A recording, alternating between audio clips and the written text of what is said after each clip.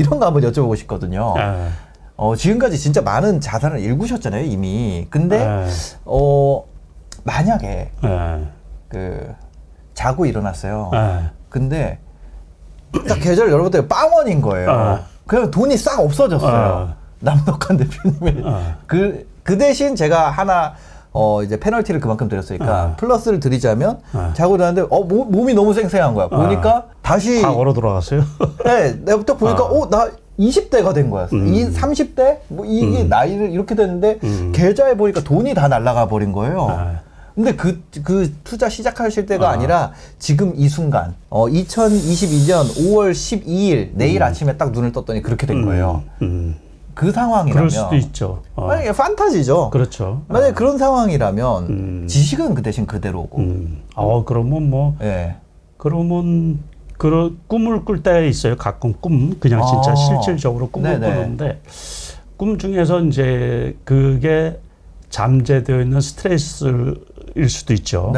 이제 그런 꿈은 가끔 꿔요. 그러니까 다시 말해서 다 없어지지는 않았는데 분명히 돈을 벌어놓은 게 있는데 내가 처해져 있는 환경이 되게 공궁한 어려운 상황에 처해져 있는 꿈을 가끔 꿔요. 그러니까 지금 이제 그 엉규 씨 얘기대로 만약에 그런 상태가 됐다고 하면 이 암담하고 그럴 수 있겠죠. 그렇겠죠. 그런데 그래도 1,000만 원이라는 돈이 있으면 만약에 1,000만 원 정도 그 정도가 있으면 결국에 뭐 할 수 있는 게 주식 투자밖에 없죠.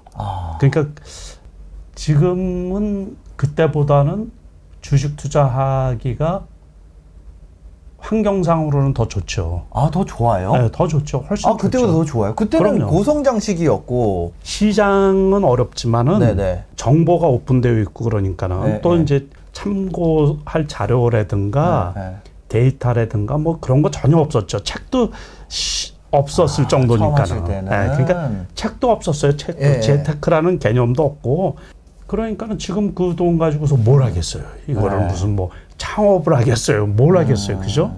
그러니까 결국에 주식밖에 할 수 없을 것 같아요. 지금 만약에 다시 한다고 해도 주식이다. 다시 한다고 해도 주식밖에 없을 것 같아요. 그러니까 결국에 지금도 어렵진 어렵지만은 기회가 없는 건 아니니까. 그 기회가 없는 건 아니니까는. 그럼 그거를 다시 시작한다고 하면 어떤 식으로 시작을 하게 될까요? 처음에 하시면. 그러니까 이제 전제 조건이 그거잖아요.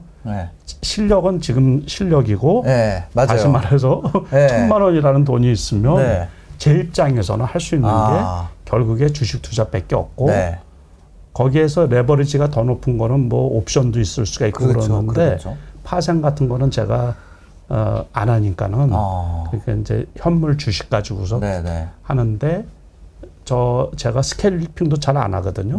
그러니까는 거의 그런 것 저런 거를 다 빼고서 시장에 맞는 단기 투자는 제가 해요. 제가 그래도 실전 투자 대회에서 6차례 수상을 했단 말이에요.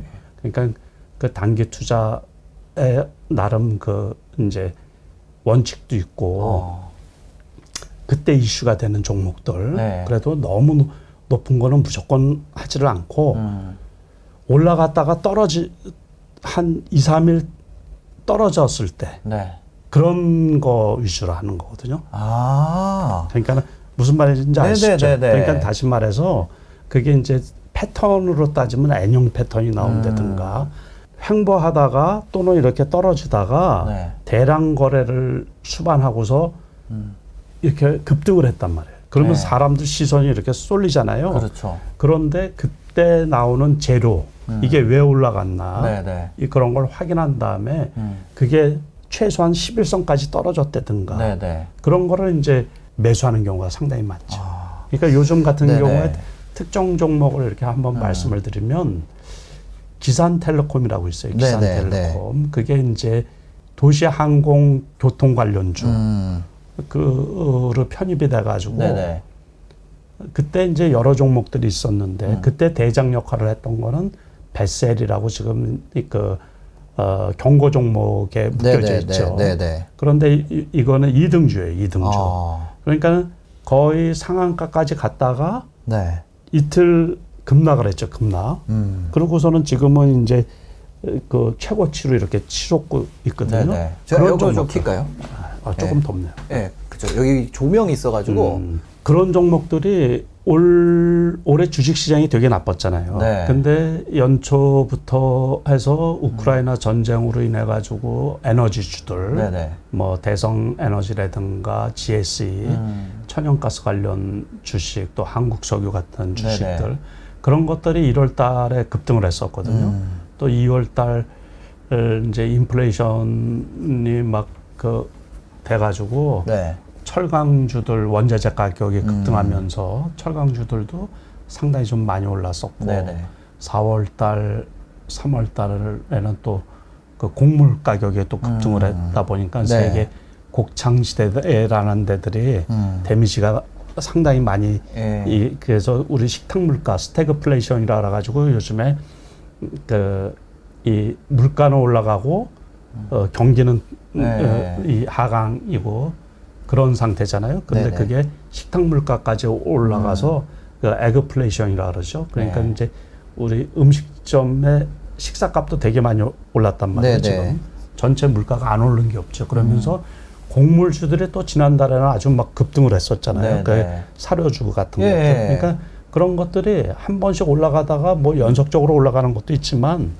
초기에 그러니까는 대선 때 같은 경우는 정치 테마주 같은 경우 이번에는 뭐 원전 테마도 그렇죠. 그 원전주 같은 경우도 돌아가면서 왔잖아요. 한신기계 같은 경우는 올해 1월 달 같은 경우에 3,000원까지 떨어졌던 건데 요번에 14,000원까지 왔다가 지금 그러니까 3,000원에서 만 원이 넘으니까 뭐 14,000원, 13,000원까지 왔으니까 그 몇 배예요. 4배씩 올라가고 그랬던 거죠.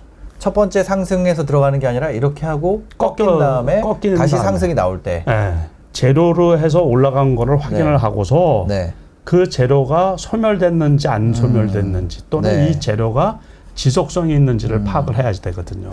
근데 이 부분은 사실 그러니까 제가 가정을 이제 실력 그대로 가진 상태에서 이렇게 되니까 가능한 건데 초보분들이 하기가 어렵죠. 그러니까는 초보분들은 어떤 식으로 내가 수익을 낼까를 미리 정해두는 게 좋아요. 다시 말해서 자기 입장, 자기 처지에 맞춰가지고 다시 말해서 내가 주식을 볼 수가 없는 제가 이제 요즘에 장을 자주 못 보시는 분들은 어렵잖아요. 그렇죠. 그러니까 어렵기 때문에 항상 눌러져 있는 종목, 눌러져 있는 종목을 내가 변동성이 있대 떨어져 있을 때는 리스크가 확실히 줄어들잖아요. 그러니까 거기 많이 떨어져 있는 데서 거기에서 떨어져봤자 얼마가 더 떨어지겠어요. 지금 시장이 마찬가지거든요. 삼성전자가 예를 들어서 95,000원까지 갔던 게 지금 이제 7만 원도 한참 떨어졌단 말이에요. 그러니까 이제 대충 바닥이지 않나 싶거든요. 지켜봐야지 되겠지만 그래서 만약에 더 떨어지면 62,000원 선까지 떨어질 수 있어요. 그러니까 거기가 이제 정고점이었기 때문에 정고점을 뚫고 올라간 데가 이제 다음에는 그 지지선이 돼버리는 거거든요. 그러니까 코스피 지수가 지난번 고점이 2,600포인트였는데 그게 이제 지금 지지선 역할을 해줘야 되는 건데 지금은 코스피가 2,600 밑에 있는 거죠. 그래서 여기에서는 떨어져도 최악으로 떨어져도 2,500까지 떨어질 수도 있죠. 그렇지만 이제 떨어지는 폭은 작죠. 그러고서 언제든지 반등을 하면은 한 100포인트, 200포인트는 쉽게 올라갈 수 있는 그 영역이니까 그럴 때는 팔기가 아깝죠. 지금은. 그렇죠. 그런 식의 기본 마인드를 가져야 되는 거예요. 그러니까 밑에가 얼마 안 남은 걸 산다. 이 마인드로 가야 된다. 그렇죠. 그러니까는 회사는 좋은데 단기 투자를 하더라도 회사가 기본적으로 좋아야 돼요. 다시 말해서 엉터리 회사라든가 재무제표가 영업 실적이 시원찮다든가 뭐 그 전환사채를 남발을 해가지고서 많이 발행을 했다든가 이런 회사들은 다 좀 제껴놓고 그래도 최소한 회사 직원들 먹고 살고 영업이익이 이렇게 나고 앞으로 전망도 괜찮은 회사가 네. 그 테마에 엮였는데 그게 올라간 거 없이 떨어졌을 때는 네. 그 괜찮은 거죠. 거기서 뭐 더 나쁠 게 뭐가 있어요. 그죠. 네. 그런 기본 마인드로. 네네. 또 그런 종목을 찾기가 어려울 때는 네. 안 하면 되는 거죠. 쉽고. 이게 그런 종목이 잘 안 보여. 근데 지금은 많이 빠졌으니까 그런 종목 좀 있지 않아요? 그런 종목이 항상 나오죠. 항상. 그래서 우리가 제가 아까도 말씀드린 것처럼 네. 주식 투자에서 실패하는 이유는 뭐 때문에 그렇다고요? 뭐 비싸게 사서? 그렇죠. 네. 그 비싼 그러니까 평상시 가격이라는 게 있잖아요. 네. 평상시 가격이라는 게 우리가 이제 이동평균선을 가지고서 이렇게 설정을 하는 거예요. 네. 거기에 그 기본적으로 주식 가격이 뭐 120일 이동평균선, 뭐 60일 이동평균선 그러면 네. 재반 재료 지금 주식 시장의 환경 그거가 다 포함이 돼서 그 가격을 형성하고 있는 거거든요. 네네네. 지금 입장에서의 적정 가격이라는 얘기예요. 지금 입장에서 네네. 그거를 조금 이제 고급스럽게 얘기를 해서는 효율적 시장 가설이라는 이론이 있어요. 재무학적으로. 근데 그 이론에 의하면은 이제 그게 지금 적정 가격이라는 거예요. 네. 그러니까는 어떤 이슈가 나와서 주가가 급등을 하면 미래 가치가 반영이 되는 거죠. 네. 그러면서 이제 이렇게 올라갔는데 이게 별거 아니네 하면서 또는 지금 가격이 높으니까 오랫동안 갖고 있는 사람들의 팔 기회를 삼잖아요. 네네. 그래서 이게 내다 팔다 보면은 주가가 다로 도로하면 타불이 된다고요. 네. 한 2, 3일 거쳐가지고. 그렇죠. 그런 경우는 이거 올라간 거 없네. 그러니까는 원래 가격하고 똑같잖아요. 네. 그럼 아니면 원래 가격보다 아주 미세하게 조금 올라가 있다든가. 그러면은 다시 올라갈 가능성이 상당히 높다는 얘기죠. 그러니까 그런 종목을 그러면은 리스크도 제한적이고. 그러니까 벌써 이제 20% 30% 올라간 종목을 살려고 그래서 이제 단기 투자라고 하더라도 계속 그 시세표를 지켜보고 있는. 그러니까 이제 장이 불안할 때 요즘 같은 현상도 뭐냐면 장 초반에 투기 세력이 올려놓단 말이에요. 네. 그러니까 시간에 만약에 상한가를 갔죠. 그러면 그 다음 날에 어떻게 되겠어요? 시간에 이제 보통은 10%가 이제 상한가잖아요. 네네. 그러면 그 다음 날에 10%부터 이상 시작이 돼서 15% 뭐 20%에서 시작이 돼가지고 상한가까지 가는 주식들이 있어요. 네. 오늘 같은 경우도 그런 종목이 나왔었는데 그러다가 끝날 때 되면 이제 10%로 끝이 난다 그러면은 상한가에 산 사람은 20%가 손실이 되는 거죠. 그러니까 결국에 보면은 그 장 초반에 올라간 주식이 그 유지하기가 상한가 유지하기가 확률상으로도 그날 올라갈 게 다 올라간 거 아니에요. 그러니까는 오히려 거기에서 떨어질 확률이 더 높다라는 얘기죠. 그러니까는 시세를 보고 있는 분은 그런 데에 현혹되기가 쉽다라는 얘기예요. 그래서 차라리 안 보고서 이제 장에 다 마감이 된 다음에 저녁에 공부를 해서 이거는 뭐 때문에 올라가고 뭐 때문에 올라가고 다시 말해서 이제 모 증권사의 그 HTS에서는 그 뉴스가 나오고 자기가 실시간으로 찾아봐야죠. 우리가 다 알고 있는 그 팍스넷이라든가 또는 이제 네이버 금융 같은데 들어가서 종목 토론방에 들어가서 다 찾아봐야죠. 그래서 이게 지금 이슈구나. 이게 지금 정보구나. 그래서 이거하고 이 주식이 매치가 되는데 이게 올라간 것 없이 떨어졌네. 그러면 저 이슈나 저 뉴스가 앞으로도 계속 진행될 것 같은데 그러면 계속 올라갈 수가 있죠. 그러니까는 우리가 지금 아까 이제 말씀하신 것도 원전주 같은 경우도 어쨌든 그동안에 고생을 많이 했잖아요. 그러니까 탈원전이라 그래가지고서 이제 그게 앞으로 계속 진행이 될 것 같으면 아주 뭐 수주받고 뭐 한 거는 없지만은 그러니까 어떻게 보면 오버슈팅해서 너무 많이 온 거죠. 한신기계 같은 게 뭐 작년에 벌었던 거에 올해 떼돈을 버는 것도 아닌데 주가는 벌써 4배씩 올라갔단 말이에요. 그 저가 대비 해가지고. 그러니까 이제 그런 것들은 너무 많이 올라간 거니까는 위험한 거죠. 윤 대통령이 당선되고서 그 다음 날에 급등했다가 주저앉은 거예요. 주저앉은.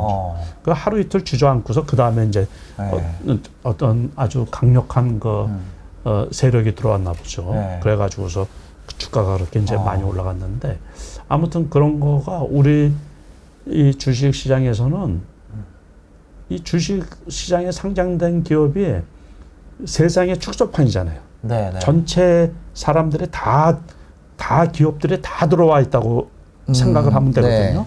그러니까는 그 이슈나 단기적으로 움직이는 종목들은 수시로 그 테마를 형성해 가지고 들어올 수밖에 없는 거예요. 그러니까 그게 이제 그 코로나 같은 경우도 처음에 발생했을 때 그렇게 오래 이게 진행될 줄은 아무도 몰랐거든요. 네네. 2년이 넘도록 이렇게 진행되고 있을 정도로.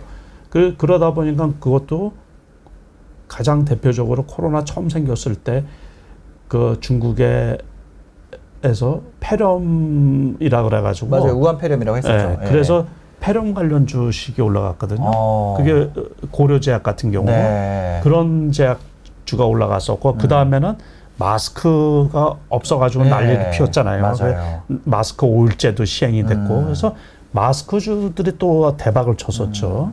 그러고서 그 다음에는 이제 이 진단 키트 뭐 그래서 코로나 뭐 관련 주식들이 엄청 많이 올라들어갔잖아요. 이제 그 다음에 이제 포스트 코로나 다음에 이제 경기가 엔데믹이 되면 이제 여행주들이 올라갈 거라 그러는데 실상 그거는 선반영이 돼가지고 실적이 안 나오다 보니까 지금 위드 코로나로 가는데 실적이 수반이 안 되니까 오히려 지금 올라가지 못하고 있는 그런 형국이고. 그러니까 우리가 사회 현상, 사회적으로 또는 국제적으로 지금 글로벌화되어 있기 때문에 세계적으로 어떤 게 이슈고 지금 아무튼 인플레이션하고 이런 게 심화되는 게 우크라이나 전쟁이잖아요. 그러니까 전쟁도 벌써 시작이 된 지가 몇 달이 되다 보니까 이제 요즘에는 나오는 게 종전 이후에 복구를 해야 되잖아요. 그러니까 우크라이나 그 전쟁 피해 규모가 뭐 760조 이런 얘기가 나오다 보니까는 거기에 이제 관련이 있는 기업들, 그 전쟁 복구에 관련이 있는 기업들이 어떤 건가 그 수혜주 찾기에 지금 골몰을 하고 있다 보니까는 그런 주식들이 또 이제 지금 움직이고 그러니까 요게 또 끝나면 또 어떤 주식이 올라가고 결국에 단기 투자는 이제 그런 쪽에 포커스를 맞춰서 그것도 최대한 많이 안 올라가고 지금 말씀드린 것처럼 올랐다가 쉬는 종목 이런 종목들만 이렇게 하다 보면 그래도 조금 어려운 장이지만 수익이 날 수 있지 않을까. 이제 지금 가격대에서는 시간 싸움이지. 시간 싸움이고 이제 뭐 내년에는 경기 침체로 인해 가지고서 아주 대폭락이 올 것처럼 얘기를 하는데 그런 것 때문에 이제 주식은 이제 선반영이 되는 거거든요. 그리고 예측되어 있는 그런 이 폭락 이런 거는 거의 없어요. 그러니까 거의 그런 것들은 예측할 수 있는 거는 이 주식 시장은 제일 어려워하고 그 불편해하는 거를 불확실성이라 그러거든요. 그러니까 요번에도 금리 인상이 지금 이제 불확실한 것 때문에 시장이 더 요동을 치는 게 있거든요. 그러니까는 초고 인플레이션, 다시 말해서 인플레이션이 아주 높을 때 뭐 1년, 2년 동안 금리 인상을 아주 급격하게 한 적이 있거든요. 그 때문에 전 세계적으로 특히 신흥국들이 영향을 많이 받았죠. 근데 우리나라 같은 경우는 지금 신흥국은 아니고 주식은 MSCI 지수가 신흥국 지수에 포함이 되어 있지만 아직은 그거는 아니기 때문에 아무튼 이게 지나고 나면은 한 몇백 포인트는 또 급격하게 올라갈 수도 있어요. 그래서 지켜봐야죠. 그럼 지금 따져보면은 일단 어떤 이슈에 시장이 한번 반응을 했어요. 어떤 이슈에 이 이슈는 시장이 반응하는 이슈구나를 내가 한번 확인했어. 그러고 나서 좀 그게 워낙 세상에 뉴스가 많으니까 얘가 더 이상 메인 뉴스가 아니게 돼가지고 이게 쉬어요. 근데 이 뉴스가 방향성이 있는 거야. 한 방짜리 이슈가 아니라 예를 들어서 김연아가 금메달 땄다 이런 게 아니라 그렇죠. 지속적인 이슈예요. 그런 경우에 이게 내려와 있을 때 그때 만약에 얘가 전고점 부분까지 내려온다면 전저점까지 내려온다면 이때 내가 진입을 하는 것. 그래서 그렇죠. 이 이슈 바람이 다시 불 때까지 기다렸다가 얘가 올라오면 그때 내가 수익 실현을 하는. 그렇죠. 그러니까 이게 그거를 지금 초보자가 할 수 있는 전략이죠. 예. 그거를 뉴스의 연속성이라 그러거든요. 네네. 다시 말해서 텀을 들여도 뉴스가 지속적으로 나올 수 있는 거, 이슈가 지속적으로 나올 수 있는 거. 근데 그 주식이 단기적으로 또 유상증자 한 물량이 혹시 나온다든가 또는 이제 그 전환사채가 혹시 물량이 나온다든가 그런 거는 체킹을 하고 그런 거까지 꼼꼼하게 체킹을 하고서 그거에 해당이 없는 주식인데 그러니까는 2차 전지 관련주들이 제일 좋았던 거예요. 그러니까 과거에 보면 그게 하루아침에 뭐 상치고 그런 건 아니잖아요. 근데 시대가 2차 전지 전기차 시대로 이렇게 가면서 저거는 실질적으로 기업에 도움이 되겠다라는 것들 있잖아요. 처음에는 이렇게 한번 올랐다가 주저앉았겠죠. 그러니까 이제 그럴 때 앞으로 이 기업이 이 일을 하게 되면 실질적으로 도움이 되겠네. 그러면은 이제 그 주식이 요번에 이 항공 그 교통 관련주들 도심 이제 그 택시라고 하는 것들을 이렇게 띄어가지고서 뭐 그런 주식들도 벌써 작년 재작년부터 벌써 계속 베셀이라는 주식도 그 4,000원 뭐 요 정도 하고 그랬었거든요. 지금도 9,000원이 넘는 걸로 알고 있는데 그 요번에 단기적으로 그 인수위에서 이제 그거를 실질적으로 운행을 하겠다 그랬더니만은 그 주식이 이렇게 이제 급등을 했던 거거든요. 그러니까는 그런 종목들도 1, 2, 3등이 있겠죠. 우리가 말할 때 대장주가 있고 뭐 2등주가 있고 3등주가 있고 그러면 기산텔레콤이 그랬던 거예요. 그게 1등주가 아니었는데 올라갔다가 한 2, 3일 이렇게 떨어져서 11선까지 떨어지니까는 별로 그 다음에 이제 계속 타고 올라가는 거죠. 이제 그러니까 1등주가 이제 경고 종목에 들어가니까 이제 부담스러워서 그 매수세가 그쪽으로 이렇게 왔다고 봐도 되죠. 그럼 주로 2등주를 많이 공략하시나요? 하실 때? 그건 아니고 1등주를 원래 해야죠. 1등주. 1등주를 하는데 1등주가 너무 많이 올라서 우리가 경고 종목에 들어가잖아요. 지금 요번에 한일사료 같은 경우는 경고가 아니고 위험 종목이죠. 그러니까 경고를 맞고서도 거래 정지되고서도 상가고 막 그러다 보니까는 그래서 그렇게 많이 올라간 것들은 내 몫이 아니다라고 생각을 하시고서 거기에 신규 투자하기는 좀 부담스럽죠. 그런데 가끔 주식 시장에는 오버슈팅하는 경우가 상당히 많이 있어요. 그러니까는 그럴 때는 이제 주식 투자가 아무리 우리가 뭐 정상적으로 투자를 한다고 하더라도 투기적인 요소가 있기 때문에 거기에 자기 자산을 맡기기에는 좀 부담스러운 거죠.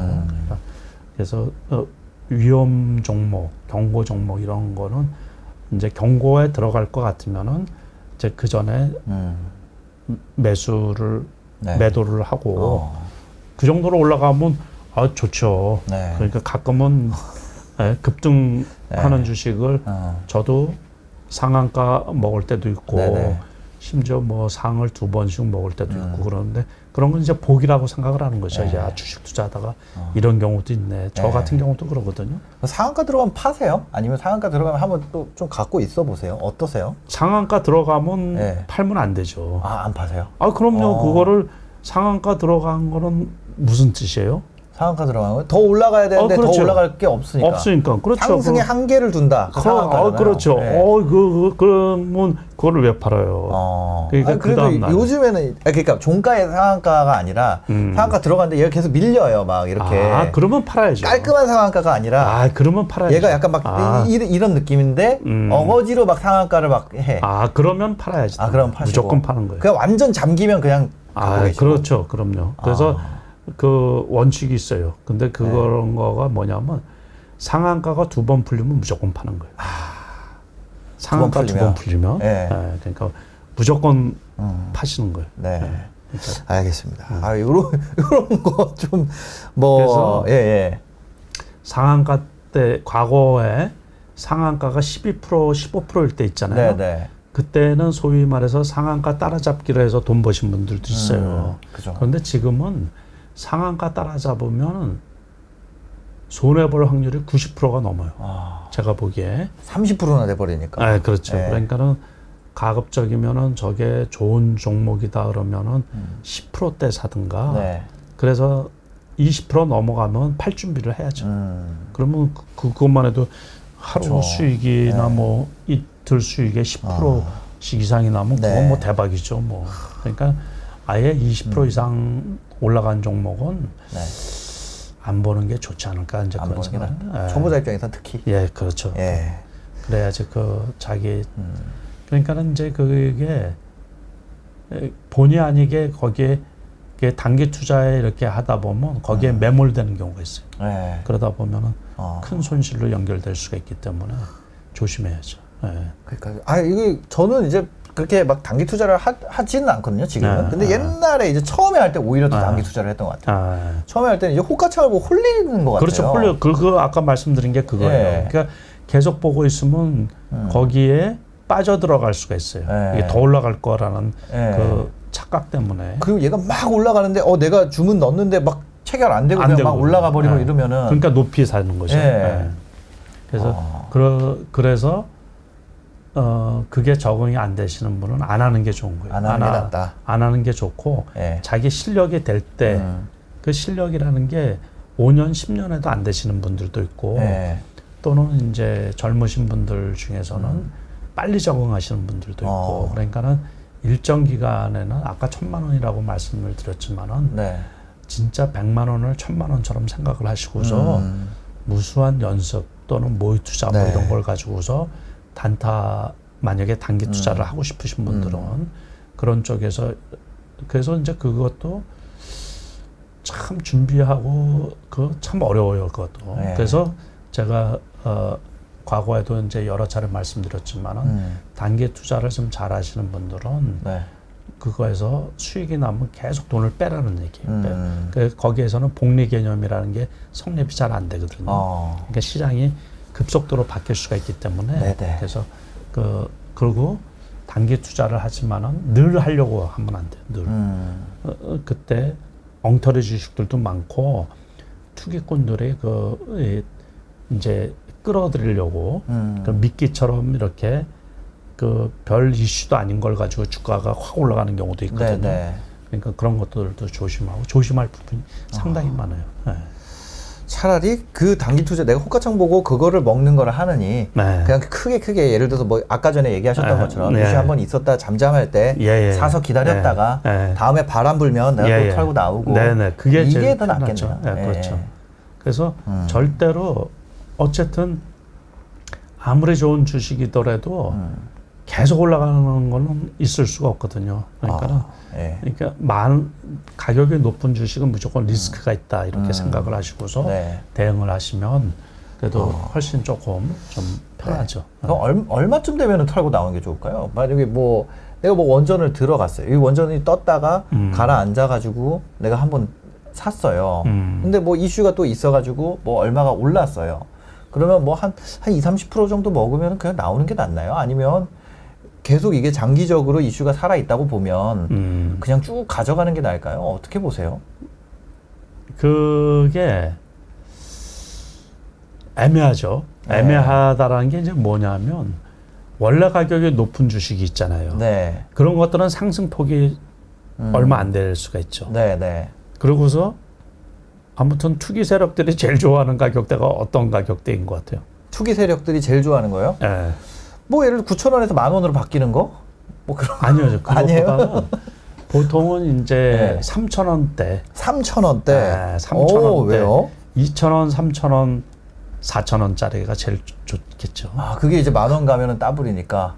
그렇죠. 그러니까 10,000원 가면 뭐 두세 배 먹으니까. 아까 말씀드린 것처럼 그러니까 한신기계가 3,000원까지 떨어졌는데 요번에 12,000원 정도 돼서 자사주 매가 공시를 했거든요. 160만 주인가. 그러면서 8,500원 선까지 떨어졌죠. 네. 그 다음에 다른 세력들이 들어왔는지 거기에서 더 끌어올려가지고 정고점을 뚫고서 14,000원 정도까지 네, 네. 올라갔거든요. 네. 근데 그거를 물론 이제 그때 장이 나쁠 때 연초에 1월 달에 폭락할 때 같이 떨어졌던 거거든요. 네, 3,000원까지는. 네. 그렇지 않고서도 보통 한 3,500원 정도 했었으니까 그렇다고 회사가 엉터리 회사는 아니란 말이에요. 네, 네. 그러니까는 그런 회사를 가지고 한 뭐 5,000원, 7,000원 올렸다고 누가 뭐라 그러겠어요? 아, 그죠? 그렇죠, 그렇죠, 근데, 그렇죠. 아, 그런 느낌이 있구나. 네. 2배를 갔는데도 네. 만 원짜리 이제, 2만 원 되면 좀 이상한데. 네. 그러니까 저 회사 기업이라는 게 기업이 좋으니까 이제 가격이 높을 거란 말이에요. 예. 그럴 때 기업이 좋은데 가격이 높다라는 얘기는 포트폴리오상 기관 투자가나 뭐 외국인이나 지분을 어느 정도 갖고 있을 거라고요. 그러니까는 그 기관 투자가나 그 외국인들은 보다 더 합리적인 투자를 하다 보니까 네. 가격이 이렇게 뜬금없이 많이 올라간다고 어떤 네. 이슈에 의해서 팔겠죠. 그러면 다 팔겠죠. 네. 그러니까 그 매물들 때문에 투기꾼들 마음대로 주가를 많이 올리기가 부담스러운 거죠. 네. 그래서 투기꾼들이 그러니까는 개인 투자가가 투기꾼을 이길 수도 없고 그러니까 투기꾼에 맡겨서 투자를 하는 것도 리스크가 되게 큰 거죠. 그래서 원래는 좋은 주식을 투자해서 우리가 정상적인 그 기업 가치에 맞춰가지고 투자를 해야 되는데 현실적으로는 이제 시장에서 꼭 그렇게 움직이는 건 아니니까는 단기 투자에 관심이 있는 분들은 나름 공부를 해서 그런 쪽도 한 가지 방법 중에 하나이고 이제 처음에 저한테 질문을 하신 게 제 입장에서 이제 1,000만 원일 경우는 어떤 식으로 투자를 할 거냐. 그죠. 그래서 저 같은 경우는 이제 처음 시작한 게 단기 투자여서 처음 시작했을 때는 단기 투자 그 개념도 없었어요. 그때는 이제 상한선이 6%였거든요. 6%. 제가 7,400원에 그 어떤 주식을 사가지고 허구한 날 팔 기회도 없이 상한가를 가는 통에 그거를 2배 이상 19,400원인가에 팔았으니까 7,400원에 사가지고 그때 100만 원어치밖에 안 사서 그 100만 원 가지고서 맨날 상한가 치는 거예요 이게. 그러다 보니까는 19,000원이 넘어서 팔았는데 그게 나중에 팔고 나서 보니까 제가 22,000원까지 간 거로 알고 있거든요.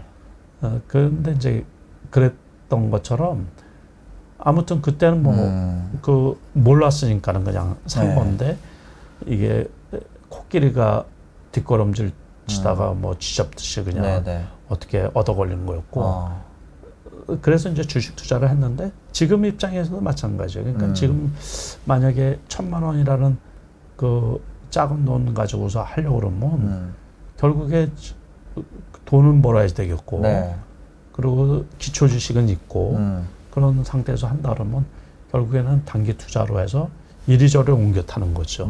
그래서 여기서 수익이 나면 일단 지키고 또 기다렸다가 그런 종목이 나오면 해서 또 수익을 챙기고 그래야지 되지 않을까 그렇게 말씀을 드립니다. 알겠습니다. 어떻게 보면 내가 회사를 선택하지는 않고 만약에 그 상황이면 나는 전업을 하겠다. 1,000만 원이 있더라도 이거잖아요. 근데 보통 상황에서는 우리가 많이 월급쟁이에요. 그 한 월급이 보니까 저희 구독자분들 평균 소득을 추정을 좀 해보니까 뭐 한 275만 원. 뭐 요 정도 되는 것 같아요. 왜냐면 연령대가 있고 저희 채널 연령대가 있는데 그 연령대 평균 소득이라는 데이터가 있더라고요. 그래서 그 두 개를 이제 합쳐 보니까 한 275만 원 정도 되겠다. 이렇게 생각이 되거든요. 그럼 이렇게 내가 월 275만 원 정도의 소득이 있을 때 어떤 식으로 투자를 해보면 좋을까요? 월급 들어올 때마다 돈을 이제 주식하는데 태운다는 얘기 아니에요? 맞아요. 그러면 안 된다는 얘기죠. 그럼 안 돼요? 네, 그거는 안 되고. 그럼 어떻게 하죠? 처음에 설정해 놓은 돈이 작은 돈이든 큰 돈이든 그거 갖고 죽기 살기로 해야 된다는 얘기예요. 예를 들어 내가 첫 달에 200이 들어왔어요. 그럼 이 200 가지고 어쨌거나 이걸 하고 나머지 돈은 그냥 따로 저금을 해도 없고. 계속 이걸로 투자를 하는 게 아니라. 그렇죠. 네, 그래서 그걸 가지고 자기 실력이 어느 정도 됐다고 싶으면 네. 돈을 조금 더 태우든지 그렇게 해야지 그게 다 없어지면 할 수가 없는 거예요. 그러니까 다 없어지면 네. 이 길은 내 길이 아닌 거예요. 예를 들어 내가 한 500 가지고 했어요. 네. 근데 내가 500 가지고 시작했는데 500만 원 다 까먹었어. 네.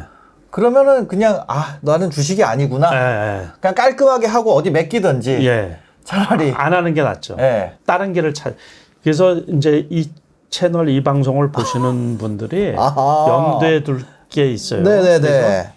지금 경제적으로 어렵고 내가 재테크를 해야 된다고 해서 네. 다 주식하라는 거는 절대로 아니에요. 이게 우리가 스포츠를 다 즐겨보잖아요. 네. 그렇지만은 다 잘하는 건 아니에요. 그죠. 그러니까 축구 선수라고 다 축구를 잘하는 건 아니에요. 네. 그러니까는 축구 선수 중에서도 잘하는 사람이 있고 못하는 사람이 있고, 네. 네. 그렇게 차이가 있는 것처럼 네. 주식 투자도 마찬가지라고 생각이 들거든요. 그러니까는 일단은 시도는 해보되 네.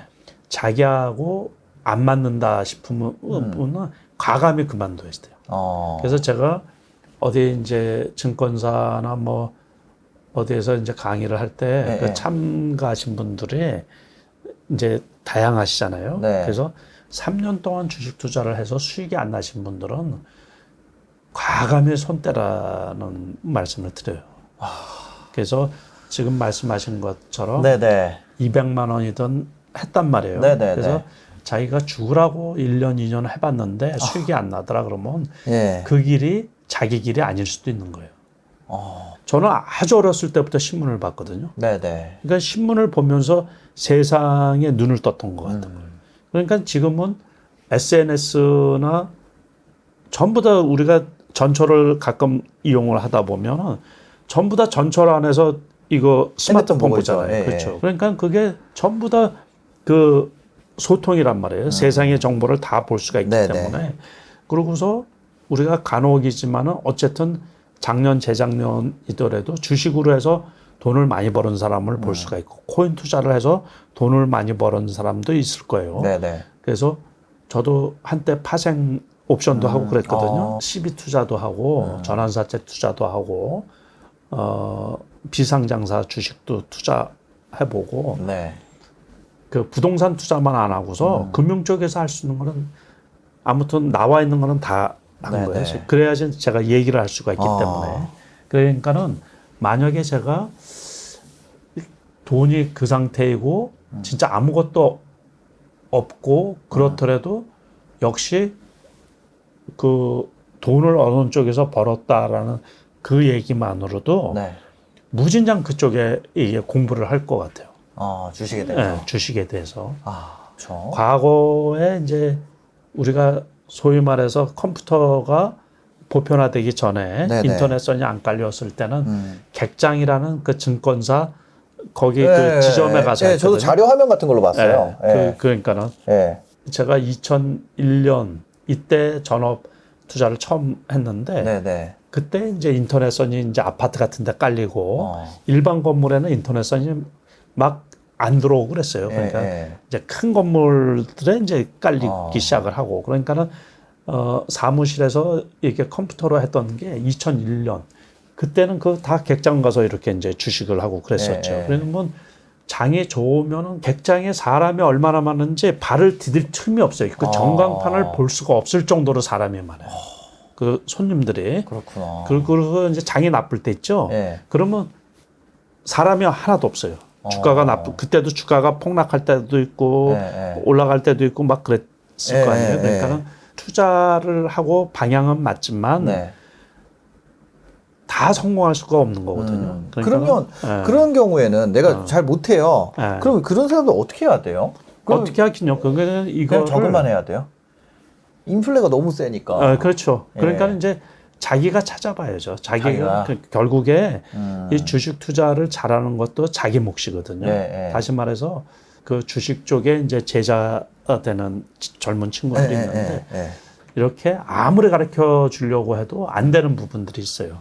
결국에 우리가 사고 파는 문제는 자기 책임이잖아요. 그러니까 수익이 나는 것도 자기 책임이거든요. 그러니까 저 같은 경우도 실수하고 틀릴 때가 엄청 많이 있어요. 그러니까는 확률상 그동안에 이제 어려운 고비를 넘겨서 주식 투자해서 성공하고 돈은 벌었지만 항상 그런 건 아니죠. 만약에 그러니까 우리나라에 있는 주식 투자해서 돈을 많이 벌었다는 사람도 결과적으로 만약에 내가 돈을 벌었다 그러면 그 돈보다 더 많은 돈을 까먹었던 거예요. 그 까먹지 않고 만약에 그 돈을 모았다 그러면 지금 갖고 있는 돈의 몇 배를 벌었겠죠. 몇 배. 그러니까 그게 반복이 되면서 남은 돈이 지금 돈이라는 얘기고 지금 벌었다는 얘기. 그래서 맞아. 그렇게 생각을 해야 되는데. 그러니까는 어떤 사람이 뭐 얼마를 벌었느니 그러면 우리가 이제 벌은 그 결과를 얘기하잖아요. 근데 그 사람이 까먹은 돈은 그 벌었고 남은 돈의 최소한 몇 배는 까먹었던 거죠. 훨씬 많이 벌었는데 그렇죠. 그거를 이만큼 까먹어가지고 요만큼 남은 거구나. 그렇죠. 그게 이제 그거죠. 그러니까는 그거를 사람들이 잊어버릴 수가 있어요. 모르니까. 모르고 그래서 이제 처음으로 돌아가서 내가 200만 원 가지고서 또는 처음에 세팅한 게 300만 원이든 500만 원이든 작은 돈으로 했으면 그게 죽기 살기로 그걸 가지고 끝을 맺을 생각을 하시라는 얘기예요. 그것이 마치 내 전 재산인 것처럼 투자를 해라. 그래서 돈이 있으면은 저도 직장 생활하면서 주식 투자할 때 월급 받아가지고서 집어넣고 그런 적이 있죠. 더 물 타야겠다. 그러면 이게 밑 빠진 독에 물 붓기 식으로 금방 없어져 버려요. 오히려 반대로. 그래서 그렇게 해서는 절대로 안 돼요. 그러니까 저도 제가 뭘 안 해봤겠어요. 뭘 안 겪어봤고, 저도 상패도 겪어봤고, 뭐 다 겪어봤어요. 그러니까는 그렇게 해서는 절대로 안 되더라고요. 그러니까 죽기 살기로 500만 원이 내 전 재산이고, 내가 이거가 만약에 해서 떨어지면 앞으로 절대로 주식하지 않겠다라는 그런 아주 지독한 마음이 없으면 절대로 성공을 못해요. 근데 그거를 내가 했는데 500만 원 예를 들어 1000만 원 만들었어. 그럼 그냥 좀 더 늘려봐도 되고.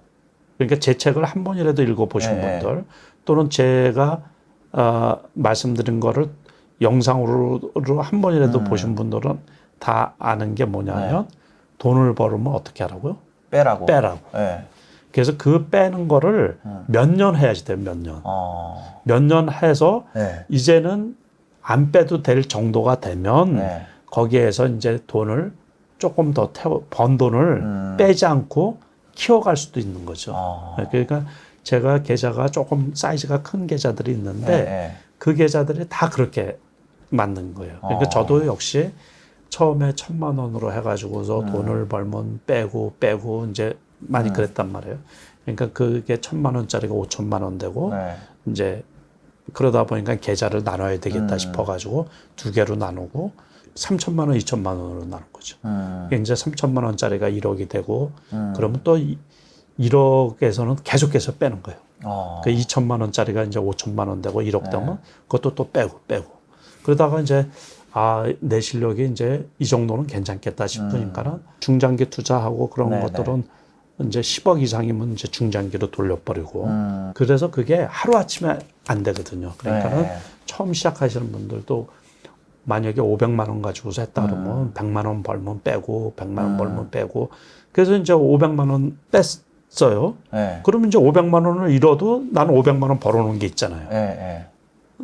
그래서 이제 내 실력이 한 1, 2년 해보다 보니까는 단기 투자 또 이렇게 하다 보니까는 어쨌든 이거 괜찮네 싶으면 이제 500만 원에 1000만 원 됐을 거 아니에요. 그러면 이제 그때는 안 빼는 거죠. 1000만 원도 이제 작은 돈이 되니까. 그래서 그게 이제 잘해서 5000만 원 됐으면 그 다음에도 이제 뺄 필요가 없죠. 이제. 그러면 이제 1억으로 키워볼 수 있도록 하고 그런 각오나 그런 열정이나 그런 게 상당히 중요한 거거든요. 돈이 많다고 해서 승리하는 건 아니네요. 절대로 아니죠. 그럼 큰 규모 굴리다가 뭐 깡통 차는 이런 분들도 본 적이 있으세요? 돈이 큰데도? 그거 많죠. 많아요. 그러니까 그런 분들 많죠. 그러니까는 이 주식 시장은 남하고 얘기할 때 번 돈만 얘기를 하잖아요. 번 돈. 그죠. 번 것만 얘기를 하고. 근데 저 그런 분들 많이 봤어요. 큰 돈 일반인들인데 큰 돈인데 기본 지식이 없이 돈만 있으면 돈 벌는 줄 알고 네. 들어오시는 분들. 그러니까 돈을 많이 벌어가지고 네. 여기로 그냥 들어오는 거예요. 네, 왜냐면 이 돈보다 더 벌기가 이제 사업이 예를 들어서 그렇죠. 이제 내 사업이 성숙기에 접어들고 쇠퇴기에 가면 그렇죠. 이제 이거를 어떻게 난 이제 은퇴하고 뭐 주식 투자로 부자 된 사람 많다니까. 그렇죠. 그 이거를 들고 내가 가면 여기서 내가 사장이었고 내 말이면 다 됐으니까. 그리고 내가 뭔가 해냈었으니까 여기로 이제 들고 오는 거죠. 이쪽은 또 새로운 분야거든요. 새로운 사업이랑 마찬가지. 돈이 벌기가 그렇게 쉬우면 다 주식 투자해서 주식 투자만 할 생각하지 누가 제조업 하겠어요. 또 생산적인 일을 아무도 안 하지. 그러면 그거에 맞게 우리가 슈퍼 가서 물건 하나 고를 때 상했는지 안 상했는지 다 살펴보잖아요. 그렇죠. 이거 흠결이 있는지 없는지. 그런 것처럼 왜 거기에 장도 나쁘고 그런데 또 장이 너무 급변하잖아요. 그러면 그 준비가 좀 철저해야 되는데 많이 봤어요. 그래서 그러니까 참 그 젊었을 때 일 열심히 하셔서 이제 버는 돈을 가지고 거기에서 그 큰 돈을 그 손실 나고 그래서 상심하시고 그러신 분들 되게 많이 봤어요. 그래서 진짜 그 이 초심자들 또 처음 투자하시는 분들은 진짜 조심하셔야 돼요. 그래서 아까 말씀드린 것처럼 재작년에 장이 너무 좋았잖아요. 그러니까는 또 엄청 많이 들어오고 그러다 또 까먹고 그러다가 또 2, 3년 뒤에 뭐 장이 혹시 좋아지면 또 새로운 사람들이 또 많이 들어오거든요. 원래는 장 나쁠 때 공부를 하고 지금은 뭐 좋잖아요. 그 미국 시장이 어떻게 움직이고 뭐 연준에서 금리 인상을 어떻게 한다는 거 다 알아요. 다 투자하시는 분들 다 알아요. 그러니까는 지금은 금방 내일 일어날 일, 뭐 어제 일어난 일, 오늘 새벽에 미국 주가가 어떻게 움직였는지 다 아는데요. 그거를. 그러니까 예측하기도 쉽고 신문, 언론, 그 SNS 뭐 이런 걸 통해 가지고서 또 전문가들도 얼마나 많아요. 우리나라를 비롯해서 주식 투자 하시는 분들 요즘에 거의 다 전문가예요. 전문가. 그러니까는 그런데 이제 본인 재산은 남이 키워주는 게 아니잖아요. 그렇죠? 그러니까는 본인 재산은 본인이 지키고 본인이 불려나가도록 애를 써야지 누구한테 맡겨서 될 일이 아니거든요. 아니 펀드 이런 거 좀 맡기면 어떨까요? 그것도 그렇죠. 뭐 그것도 장이 좋을 때는 괜찮은데 그것도 전문가들의 한계가 있죠. 그러니까 어렵죠. 그럼 이렇게 이제 내가 돈을 까먹는 주식 투자하면서 돈을 까먹게 되는 이유가 있을 거 아니에요. 그렇죠. 그런 뭔가 이런 습관이라든지 아니면 뭐 무의식적으로 초보자들은 거의 뭐 들어오면은 이렇게 해서 깨진다. 초보자들 딱 뭐 많이 오실 거 아니에요. 그러니까 이제 딱 보면은 얘는 안 되겠네. 이게 느껴지는 포인트 그런 게. 그러니까 이제 우리가 기질이나 성격이라 그러고 그러잖아요. 그거를 이제 전문 용어로 behavioral finance라 그러거든요. 행동 재무학적으로 주식 투자에서 이제 뇌동매매 하시는 분들. 뇌동매매. 뇌동매매라는 게 흔히 말해서 귀가 얇다 그러잖아요. 이게 뭐 고급 정보라 그러면 왜 고급 정보가 본인한테 오겠어요. 그렇죠? 그러니까 죽었다 깨어나도 저한테 돈 되는 정보를 물어다 준 적은 한 번도 없어요. 한 번도 35년 동안. 30, 야, 그러니까 계좌에 그렇게 담아놨는데, 키움증권에서 뭐 이런 것도 보내고 하지 않으세요? 그러니까 그만큼 이제 약정도 많고 이런데도 도움되는 거를 한 사람이 한 명도 없다. 그거 한 번도 받아본 적도 없어요. 그러니까는 결국에 돈은 자기가 버는 거지. 그러니까는 증권사 직원이 선생님보다 모르죠. 주식에 대해서. 그 나보다 많이 알면 증권사 직원하고 있겠어요. 증권사 사장을 하겠지. 사장님은 그 더 몰라요. 사장님 더 모르고. 사장님은 금융 업무를 잘하는 거야. 회사 업무를. 백오피스. 그 회사 업무를 잘하니까 사장님이지 주식 투자를 잘한다고 해서 사장님이겠어요. 아니 그 운용사 사장님 뭐 강방천 회장님 이런 분들은 잘하시잖아요. 그분은 원래 증권사 직원 출신이니까 인사이트가 있죠. 인사이트. 그렇게 드무니까 또 이런 이름을 알리고 이런 거겠죠. 진짜. 그런 사람을 내가 제2의 강방천이 될 사람이 나의 나를 어드바이즈를 준다. 이거는 거의 드물겠죠. 그래서 내가 같이 내 계좌를 관리해주는 증권사 직원이 미래에 그렇게 될 사람이다. 그러면 그런 분도 있을 수 있어요. 그 젊으신 분들 중에서 각 증권사에 한 5분 정도는 있지 않을까. 네? 근데 그건 진짜 어려워. 그 보는 인사이트가 있으신 분들이 이제 그 정도는 있지 않을까 싶은데 참 어려워요. 아니 그래서 아까 뇌동매매 얘기를 하다가 이제 그런 건데 이 뇌동매매를 초보자들 들어오면 뇌동매매 한다는 거 아니에요? 그럴 수가 있죠. 뇌동매매.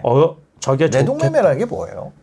그러니까는 휩쓸리는 거죠. 그 풍문이나 이슈에 휩쓸려 가지고 편향된 시각을 가질 수가 있거든요. 다시 말해서 이게 좋다 그러면 이게 왜 좋은지 살펴보지를 않고 깊이 있게 조금 철학이 있는 투자를 해야 되는데 깊이 있게 생각을 해서 이것저것 다 살펴봐야 되는데 조금 그냥 저게 좋다 그러면 저게 좋은가 보다.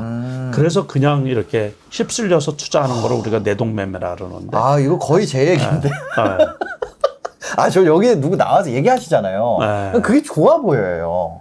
그럴 수 있죠. 그게 초보자라서 그런 것 같아요. 그러니까 이제 저분이 소위 전문가니까 저분이 하는 게 맞겠지. 제가 제일 염려스러운 게 이제 뭐냐면 조심하는 부분이 이분이 갖고 있는 주식에 관한 그 상담은 보통 잘 안 해요. 다시 말해서 팔아라 말아라는 상담을 잘 안 해요. 왜 그러냐면 그분이 추천했다든가 그분이 갖고 있는 거는 그분 보기에 좋아서 산 거 아니에요. 그렇죠. 그런데 그걸 가지고서 재무적인, 다시 말해서 금전적인 책임을 질 필요까지는 없잖아요. 그렇죠. 그러니까 결국에 그거는 본인 책임이라. 그래서 그 상담은 보통 안 하고 내가 보기에는 이 가격대는 팔아야 되는데 이제 그런 정도는 할 수가 있는데 그 이상 책임질 돈 생기는 것도 아닌데 그렇잖아요. 그죠? 그러니까 그런 책임까지는 그래서 주식 투자는 아무튼 뇌동매매라는 것 자체가 실질적으로 리딩 하시는 분들 있잖아요. 혹시 유튜브나 뭐 이런 데서 요즘에는 많이 하시는 분들도 있는데 거기에 따라서 투자를 하시는 분들도 책임은 어쨌든 본인이니까 그러니까 본인 자산을 본인 재산을 왜 그런 쪽에 의탁을 하느냐 그런 얘기. 이게 돈이 안 걸려 있으면 이 주식도 좋고 저 주식도 좋다고 충분히 얘기를 드릴 수가 있죠. 그런데 이제 그게 금전적인 문제가 결부가 되어 있기 때문에 본인 책임이란 얘기예요. 그러니까 뇌동매매 하지 마라. 뇌동매매 하지 말고 자기가 보기에 자기가 분석해서 자기가 공부해서 그리고 그렇게 할 처지가 안 되면 안 하면 되는 거죠. 안 하면 되지. 누가 억지로 하라는 것도 아니고. 그래서 단지 이제 제가 보기에 경제적으로 지금 말씀하신 것처럼 300만 원 받아가지고 현실적으로 지금 다른 어떤 탈출구나 성장을 하거나 그럴 가능성이 없기 때문에 죽으나 사나 내가 이 길이다 싶으면 진짜로 지독하게 파면은 불가능한 건 아니라는 얘기예요. 제가 나이가 우리 나이로 한참 먹었는데 지난해에도 그 실전 투자대회에서 1등을 했거든요. 그러니까 그런 게 나이를 먹었다고 포기할 부분도 아니고 젊은데 방법이 없는 것도 아니에요. 그 환경이 그 기회가 제공되어 있잖아요. 누구한테나 공부를 많이 한 친구나 뭐 박사를 받은 명문대에서 박사를 받은 친구나 아니면은 고졸 학력이나 중졸 학력이라고 하더라도 그 부분에서 공부하는데 이게 어렵고 그런 건 아니거든요. 그러니까는 그거는 요즘에는 뭐 젊으신 분들이 다 이게 컴퓨터 얼마나 잘 다루고 이 IT 쪽에 얼마나 해박해요. 그러니까는 다 두드리고 유튜브 찾아보고 뭐 이렇게 하다 보면 다 방법이 있거든요. 요즘에 저 같은 경험자가 쓴 책들도 있고 그래서 방법이 전혀 없는 건 아닌데 단지 어렵다라는 얘기죠. 어렵지만은 기회가 없는 건 아니니까는 그리고 이제 성공하신 분들도 많이 있고 이러다 보니까 그분들 나름대로 이제 자기하고 이분 말씀하시는 거하고 컨셉을 잘 맞춰봐야 돼요. 자기 환경하고. 제가 그 과거에 대면 강의를 이제 많이 했었는데 네네. 그 코로나 이전에 그러면 강연장에 가면 어떤 그 투자자분이 나이도 연세도 많으신 분이 그런 말씀을 해온 게 기억에 남거든요. 네. 자기가 주식 관련 책을 100권을 넘게 읽었대요. 그런데 진짜 수익이 안 난대요. 왜 그러냐고. 왜 그럴까? 그건 왜 그러냐 하면 100권을 읽고 1000권을 읽든 간에 자기 게 아니라는 거예요. 자기 몸에 안 달라붙어. 네.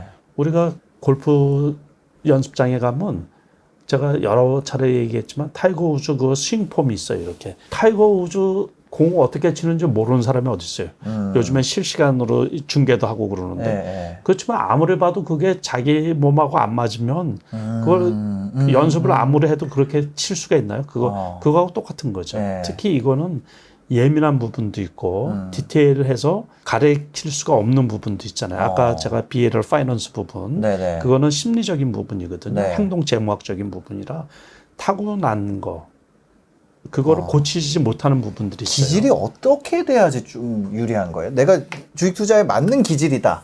그거는 논문에 보면 여성분이 주식 투자에 성과가 좋게 나와 있어요. 남자분들보다. 네. 남자분들 질러, 가학, 욱하잖아요. 고, 뭐 이런 거 있죠. 네. 그러고서 이제 어떤 때는 멘탈이 무너질 때도 있거든요. 네. 다시 말해서 손실이 많으면 네. 멘탈이 무너지잖아요. 네, 이제 그죠. 그런 분들이 주식 투자에서 이제 성공하기가 어려울 수가 있고, 네. 자기 과신이 높으신 분들도 그럴 수가 있고, 그러니까 유연한 사고여야지 되는데 네. 이럴 수도 있고 저럴 수도 있잖아요. 그러니까는 오늘 장 내일 장이 네. 180도 달라질 수도 있거든요. 제가 말하는 게 항상 맞지 않을 수도 있는 거예요. 네. 그러니까는 냉정하게 냉철하게 분석을 하려고 그러더라도 네. 시장이 그냥 하루아침에 달라질 수가 있잖아요. 그럴 때는 또 이제 손해를 보고서 손절해야 될 때도 있고 네. 그래서 유연성도 좀 필요하고 배포도 좀 필요하고 그 두 개를 동시에 갖추기 되게 어려운데. 그렇죠. 그게 배짱이 있으면서 유연성도 있어야 된다는 그렇죠. 거잖아요. 그러니까 그게 너무 조심하면 수익이 안 나잖아요. 네. 그러니까 과감하게 매수하던가 그래야지 될 네. 때는 매수해야 되고 배짱도 있어야 되는데. 그러고서 이게 손해 보고서라도 속이 쓰리지만 털고 나와야 될 때 있잖아요. 네. 그럴 때 머뭇거리다 보면 하루 미스를 하다 보면은 손실이 이만큼 커질 때도 있거든요. 그래서 잘라버릴 때는 과감하게 잘라버려야 되고 그래서 이제 그런 거를 다 맞춰서 하기가 그래서 지속적으로 돈 벌고 살아남기가 실질적으로 어렵잖아요. 네, 그렇죠? 맞아요. 그러니까 우리나라에 뭐 증권회사 직원이 얼마나 많아요. 그리고 증권회사가 얼마나 많아요. 그렇죠. 그런데도 증권회사가 주식 투자해서 손해 보는 경우도 있고 과거에는 뭐 망하고 그래서 없어진 증권회사도 그렇죠. 얼마나 많아요.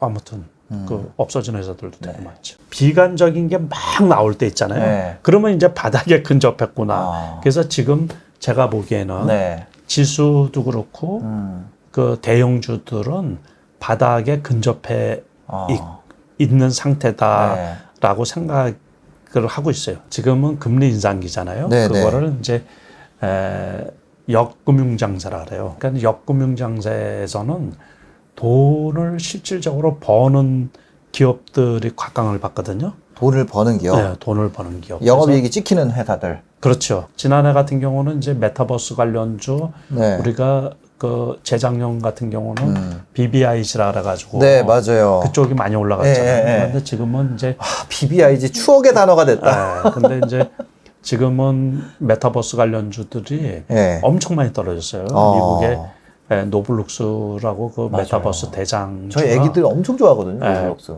그 140불까지 갔었는데 지금 30불대예요. 30불대. 20몇 불 하는 것 같던데 요즘에. 그러니까 기아차가 그 배당을 많이 한 걸 보고서 저 깜짝 놀라가지고. 왜요?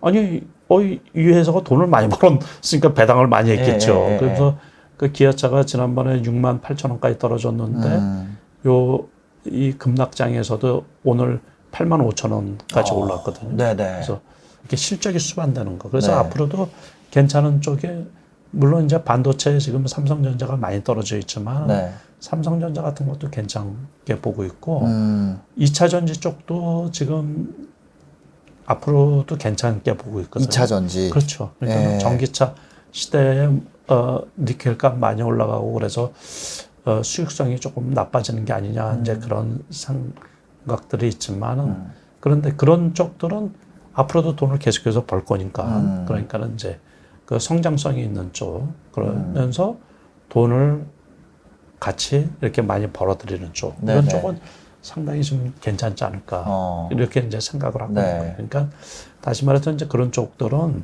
장기 투자하시는 분들 이런 쪽 분들 그리고 현금이 여유가 있으신 분들은 이런 그런 쪽들이 이제 매수 적기라고 이렇게 보고 있는 거죠. 그런 건 어떨까요? 리오프닝 관련된 거 뭐 그것도 괜찮을 수 있죠. 아 그래요? 어쨌든 지금 안 올라가고 있으니까는 그 동안에 이제 그 자본을 좀 확충을 해야 되잖아요. 그러니까 몇 년 동안 매출이 정체되고 너무 힘들었으니까. 그러다 보니까 이제 유상증자하고 그런 기업들이 많이 있거든요. 근데 이제 그런 것들도 결국에는 경기가 재개되고 그러다 보면 괜찮지 않을까 싶은 거예요. 그러니까 개별 종목이라고 하더라도 지수의 키 맞추기를 하거든요. 지수의 키 맞추기? 그래서 지수가 3,000포인트대에 주가가 얼마 정도 했었는데 지금 2,600포인트 미치잖아요. 그러면 자동적으로 그 주가가 키가 맞추게 되어 있어요. 그러니까 떨어지게 되어 있었어요. 그러니까는 다시 말해서 우리나라는 뭐니 해도 이제 삼성전자가 차지하는 비중이 엄청 크다 보니까는 삼성전자가 이제 회복이 돼야지 주가가 올라갈 수밖에 없거든요. 그러니까 지금은 코스피 기준으로 해서 22%였다가 뭐 18%대까지 떨어졌다고 하는데 어쨌든 삼성전자가 올라가야지 그 여타주들도 좀 회복이 될 수 있고 이제 그렇게 이제 돌아가니까는 그래서 2차 전지주들 같은 경우는 지금 많이 떨어진 것들은 괜찮지 않을까 이렇게 쉽게 알고 있고 경쟁력을 갖추고 있는 스몰캡 중에서는 이제 소부장 관련주들. 그러니까 소위 말해서 그 반도체 장비 쪽이라든가 뭐 2차 전지 쪽에 이제 그 기업들 이런 것들은 좀 괜찮지 않을까 이렇게 생각을 하고 있는 거예요. 그리고 너무 많이 지금 떨어져 있기 때문에 추가 하락은 좀 제한적이지 않을까. 이제 그런 것들 뭐 내년에 경기 침체 뭐 이런 것들 그런 것들이 지금 선반영이 되고 있고 계속 뉴스가 나오잖아요. 그러니까는 그런 것들 때문에 섣불리 그 매수가 못 들어오는 거예요. 그런데 외국인들이 금리 인상기, 미국의 금리 인상기에 아직은 신흥국 증시에 편입이 되어 있다 그랬잖아요. 거기서 지속적으로 매물이 나온다는 게 이제 우려스러운 거고 그것 때문에 기관에서도 적극적으로 매수를 못 하는 거예요. 그러니까 기관 조정이 좀 당분간은 지속되지 않을까 이렇게 생각이 드는 거예요. 그러다 보니까 지금은 싸다고 해서 섣불리 이렇게 많이 사지는 못하고 그러니까 괜찮은 종목들 향후에 올라갈 거라고 하더라도 이렇게 바닥 다지기 확인 과정이 필요한 거죠. 이게 차트라는 것도 역배열로 완전 역배열해서 이렇게 하면 터닝하는 그게 보여야 되거든요. 그래프상으로. 그런데 그런 게 아직은 안 보이는 거예요. 그러니까 미국의 나스닥 같은 경우도 이게 이렇게 떨어져서 바닥이라는 그 시그널이 나와야 되는데 지금 12,000포인트가 깨졌잖아요. 거기에서 반등했다가 또 바닥이다가 하면서 그 지지하는 게 좀 나와야 되거든요. 그러니까 삼성전자를 예를 들면 지난번에 64,000원대까지 떨어졌다 그랬잖아요. 그래서 65,000원을 만약에 바닥이라고 생각이 들면 요번에 이제 68,000원 정도까지 왔다가 이게 거기에서 계속해서 이렇게 다른 악재가 나와도 더 이상 안 떨어지잖아요. 그러면 이제 바닥인 거예요. 다른 악재가 나와도 또 밀려버리면 이게 바닥이 아니죠. 바닥이라는 거는 그 가격에는 아무도 안 판다. 그렇죠. 그래야 바닥인 거잖아요. 그렇죠. 이제 안 팔고 살려는 사람이 이제 이렇게 들어와야지. 이제 그래서 균형적으로 가격을 맞추는데 가장 쉬운 거는 악재가 나오고 그러는데 안 떨어져요. 그냥 그 자리야. 그러면 이제 바닥에 근접했구나. 그러고서 비관적인 게 막 나올 때 있잖아요. 그러면 이제 바닥에 근접했구나. 그래서 지금 제가 보기에는 지수도 그렇고 그 대형주들은 바닥에 근접해 있는 상태다라고 생각이 생각을 하고 있어요. 네. 제 개인적으로 보기에. 그래서 지금 내년에 폭락 소리도 나오잖아요. 네, 맞아요. 폭락 올 수 있다. 네, 그러니까, 더 추가 폭락. 네, 그러니까 그런 말들이 나오는 거 보면 그리고 이제 웬만큼 떨어졌잖아요. 그러면 이제 바닥권에 근접해 있구나라고 이제 우리가 알 수가 있는 거죠. 미국의 나스닥을 16,000포인트 고점으로 따지면 그래서 12,000 정도는 떨어질 것 같았었거든요. 그런데 이번에 12,000을 깬 거죠. 그래서 거기도 고점 대비해서 한 30% 정도 떨어지면 다 떨어진 거예요. 원래 코로나 팬데믹일 때 떨어질 때도 거의 제가 그 저점을 정확하게 얘기를 했었거든요. 그때 이제 키움증권에서 제가 강연을 했었는데 그날 최저점일 때 그때는 이제 이게 세계적인 적이잖아요. 그러니까 그때는 맥시멈으로 떨어지면 고점 대비 한 40% 정도 45%까지 봤던 거거든요. 근데 거의 정확하게 그때 다우 기준으로 해가지고 그때 거기까지 떨어지더라고요. 원래 주식시장에서 예측되어 있는 그 폭락이라는 건 거의 없어요. 그러니까 그래서 이제 금리 인상을 급격하게 오면은 경기 침체가 와서 이렇게 되는데 회복기잖아요. 어떻게 보면은 우리가 경제 활동을 코로나에서 이렇게 벌어나서 그래서 그 우크라이나 전쟁이 장기화되면서 공급망하고 맞물려서 그런 거거든요. 그래서 우크라이나가 만약에 러시아하고 종전 협정이나 뭐 이렇게 휴전 협정을 맺는다 그러면은 일단은 이제 식량난 이런 거는 지속될 수가 있죠. 올해 뭐 씨 뿌리자마자 뭐 싹이 돋고 그런 건 아니니까. 그래서 올해 내내 인플레이션이 이렇게 심화될 수는 있는데 그렇다고 해서 이제 경기 침체로 오지는 않고 그 여름까지는 좀 힘들 것 같고 미국에서 다음 달이든 금리 인상을 한 번 더 하면 그리고 우크라이나 전쟁이 종전을 한다든가 휴전을 한다든가 협정을 맺으면 그러면 서서히 주가가 급반등해서 어느 정도 회복되지 않을까 싶은 거예요. 그 두 가지 시나리오만 하면은. 그래서 길게 보면은 한 6월 달, 7월 달 그 정도 되면은 어느 정도 숨통은 튑 정도로 회복되지 않을까 그렇게 보고 있어요. 오히려 그때를 기다렸다가 사는 것보다는 지금 사놓는 게 낫겠네요. 왜냐면 반등이 가파를 거라고 얘기를 하셨으니까 그때 보면은 옛날 가격 보면 못 사잖아요, 또. 지금 불확실성이 이렇게 진행이 되고 있잖아요. 그러니까는 그렇다고 해서 있는 돈을 홀라당 사지는 말고 홀라당 사지 말고 어느 정도만 나눠서 담궈 놓자. 그래서 우리가 이제 돈을 벌려고 그러잖아요. 그런데 돈 벌기 전에 그것보다 더 중요한 게 뭐냐면 돈을 지키는 거예요. 돈을 지키는 거. 그래서 반등이 확인이 된 다음에 그 다음에 사라 그런 얘기예요. 그러니까 반등이 확인된 다음에 사라. 조금 늦을 수도 있어요. 말씀하신 것처럼. 그래서 다 사지는 말고 자기가 만약에 투자할 돈이 있으면 한 3분의 1 정도만 사는 게 좋지 않느냐. 3분의 1. 지금은 3분의 1만, 33%만 사자. 저 같으면은 그렇게 하겠다 그런 얘기죠. 예를 들어서 종전이 나오고 호재가 나왔는데도 시장이 그냥 막 흐물흐물하면 그러면은 어떻게 해야 돼요? 그러면은 왜냐면 그거를 기대를 하고 있었는데 뭐 금리도 뭐 이랬고 종전도 했는데 여전히 막 시장이 탄력이 없어. 그러면 이제 이런 상황인 경우에는 호재가 나왔는데도 주가가 안 움직이죠. 그러면 이제 그거는 별 볼 일 없는 거죠. 그러면 내 판단이 틀렸다고 생각을 하고. 그럼 추가로 더 안 넣고. 그렇죠. 그러면 장이 더 빠질 수도 있나 보다 그런 얘기죠. 다시 말해서 두 가지예요. 자, 주식은 올라갔을 때 좋은 뉴스가 나왔어요. 근데 추가로 더 안 올라가요. 그럼 그게 끝이란 얘기예요. 그러면 무조건 파는 거예요. 뉴스가 더 좋은 게 막 나오는데도 이게 아직 반영이 안 됐어가 아니라 얘가 반응이 없어. 그러면 이거는 이제는 무조건 파는 거예요. 그런데 이제 많이 떨어졌어요. 떨어진 상태에서 그 나쁜 뉴스가 나왔는데 주가가 더 이상 안 떨어져요. 그럼 그게 다 반영이 됐다는 얘기예요. 그러면 이제 바닥입니다. 이거 되게 중요한 포인트네요. 아주 쉬운 거예요. 근데 그래서 월가에서 구두 닦기가 주식 얘기를 하면은 팔 때라는 얘기예요. 떠날 때. 모든 사람이 좋다고 보는 거죠. 제가 작년 초부터 그랬거든요. 작년에 꼭지를 3,300 정도로 봤다고. 네네네. 아마 저만 그렇게. 네, 저한테 그랬어요. 그때 오셔가지고 이거를 만약에 지금까지 오른 것처럼 더 오른다.